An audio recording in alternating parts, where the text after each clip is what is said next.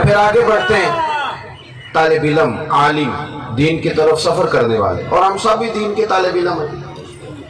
آپ اگر اس لیے سے جمعہ پڑھنے جائیں نا کہ آج تو دین کی بات سیکھوں گا، تو پھر آپ بھی دین کے طالب علم ہیں۔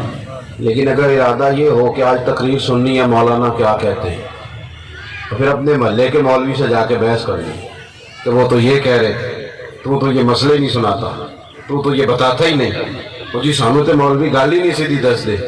تو میں کہتا ہوں کہ آپ یہ تو الجھاؤ والی باتیں، بدگمانی والی باتیں، یہ تو چیزیں الجھائیں گی۔ آپ ذہن بنائیں، اس طرح کا ذوق نہ بنائیں کہ دین کی کوئی بات سنیں تو اس پہ بحث کریں۔ ہمارے ہاں نا دین پہ بحث بڑی ہوتی ہے، چوکوں میں، چوراہوں میں، گلیوں میں، کوچوں میں۔ بحث نہ کریں، دین کو دنیا میں فقط بحث کے لیے آئے، وہ علماء کریں گے ایک آکے حق کے لیے۔ کبھی کسی سے کو بات کرنی ہوئی تو عوام کا کام یہ ہے کہ وہ دین سیکھے، اس پر عمل کرے، عمل کرے، دین پر عمل، بحث نہ کرے۔ کب تک بحث کرے؟ اتنا الجھاؤ، ہر بات میں رٹا ڈال دیتے ہیں۔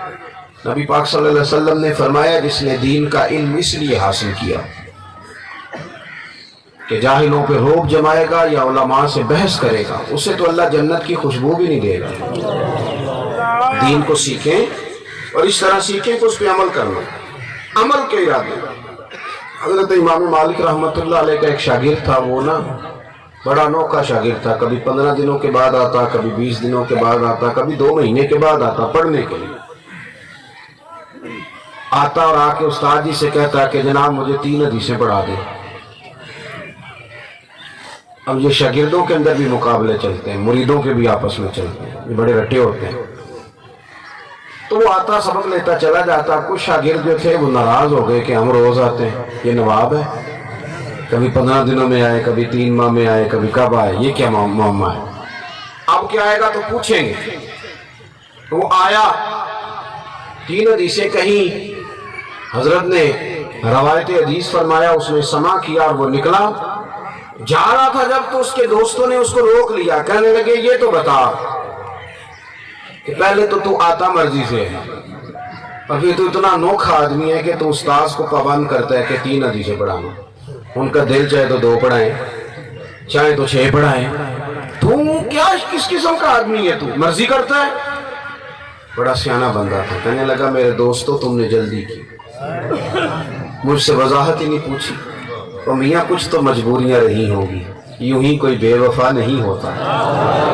تم نے سوال جواب نہیں کیے اور تم نے ڈائریکٹ کہہ دیا کہ بڑا عجیب ہوں، بڑا فضول ہوں، پہلے پوچھ تو لیتے، نہ جانے بیچ میں سے کیا بات نکلتی۔ تم نے بات کو کھولا ہی نہیں اور تم نے فٹافٹ فتویٰ جڑ دیا۔ کہا پھر بتاؤ۔ کہنے لگا میں مزدور ہوں، غریب ہوں، دین کا مجھے شوق ہے، میں حضور کا دین پڑھنا چاہتا ہوں۔ میں اس طرح کرتا ہوں کہ آتا ہوں استاد جی سے 3 حدیثیں سنتا ہوں، اور پھر میں اس طرح کرتا ہوں کہ میں گھر جا کے ان پر عمل کرتا ہوں، اور جب تک میرا 3 حدیثوں پہ عمل ہو نہیں جاتا میں اگلا سبق نہیں پڑھنے آتا۔ میں پہلے عمل کرتا ہوں، جو سیکھا ہے اس پر میں عمل۔